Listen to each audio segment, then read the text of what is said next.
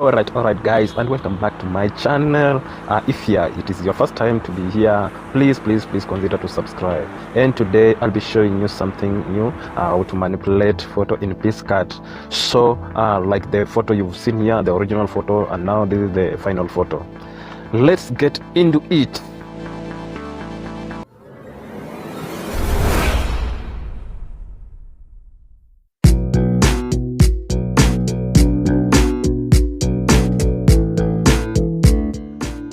All the resources used in this video are available in the description links down the description, so make sure you download them. And if you haven't known how to change the background also, make sure you check on my description.